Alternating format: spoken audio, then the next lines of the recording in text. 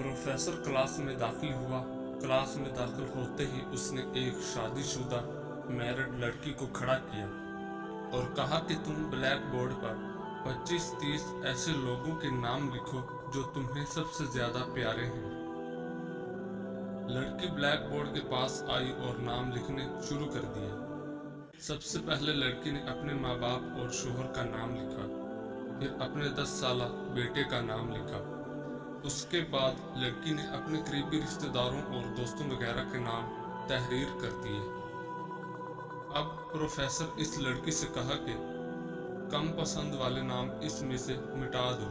लड़की ने पड़ोसियों के 5 नाम मिटा दिए। प्रोफेसर ने लड़की की तरफ वापस देखा और कहा कि इसमें से 5 नाम और कम करो जो तुम्हें कम अजीज हैं। लड़की ने थोड़ी सी देर सोचा और दोस्तों के नाम मिटा दिए। अब प्रोफेसर ने लड़की को मजीद 10 नाम मिटाने को कहा। लड़की ने काफी देर सोचने के बाद अपने सगे रिश्तेदारों के नाम मिटा दिए। इसमें इसके भाई बहन के नाम भी शामिल थे। अब ब्लैक बोर्ड पर सिर्फ 4 नाम बाकी रह गए थे, जो उसके माँ बाप, शोहर और बच्चे का नाम था। प्रोफेसर ने लड़की से कहा कि इन 4 नामों में से 2 नाम मजीद मिटा दो। अब पूरी क्लास की नजरें लड़की पर जमी हुई थी, क्योंकि पूरी क्लास ये जानना चाहती थी कि अब ये कौन सा नाम मिटाएगी। इधर लड़की भी कश्मकश में थी। बहुत देर सोचने के बाद बहुत दुखी होते हुए उसने अपने माँ बाप का नाम ब्लैक बोर्ड से मिटा दिया। पूरी क्लास दंग रह गई, लेकिन वो पुरसुकून थे, क्योंकि वो जानते थे कि ये खेल सिर्फ वो लड़की ही नहीं खेल रही, बल्कि इन सब के दिमाग में भी यही चल रहा था। अब सिर्फ 2 ही नाम बाकी थे, शोहर और बेटे का। प्रोफेसर ने लड़की से फिर मुखातिब होकर कहा कि एक नाम और मिटा दो। ये सुनकर लड़की सहम गई। बहुत सोचने के बाद रोते हुए उसने अपने बेटे का नाम मिटा दिया। प्रोफेसर ने लड़की से कहा कि तुम अब अपनी जगह पर जाकर बैठ।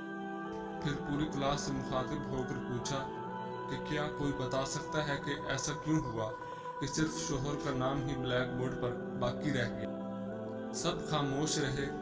फिर प्रोफेसर ने उसी लड़की से पूछा कि तुमने आखिर ऐसा क्यों किया। उस लड़की ने जवाब दिया कि मेरा शोहर ही मुझे मेरे माँ बाप, बहन भाई, हत्ता के अपने बेटे से भी ज्यादा अजीज हैं। वो मेरे हर दुख सुख का साथी हैं। मैं उससे हर वो बात शेयर कर सकती हूँ जो बात मैं अपने बेटे या और किसी से भी शेयर नहीं कर सकती। मैं अपनी जिंदगी से अपना नाम तो मिटा सकती हूँ, मगर अपने शोहर का नाम कभी नहीं मिटा सकती, क्योंकि वही मेरी कुल जिंदगी है।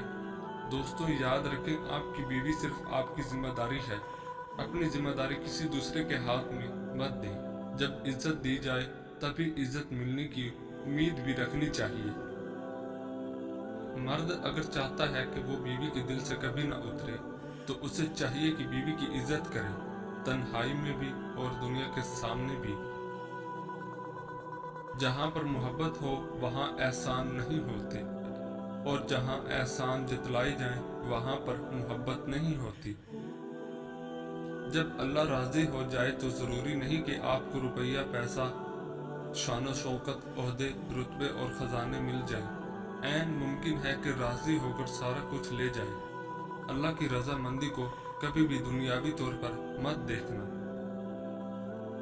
जो शख्स आपके सामने दूसरों की बुराई करता है, उससे हरगिज ये उम्मीद कभी न रखें कि वो दूसरों के सामने आपकी तारीफ करेगा।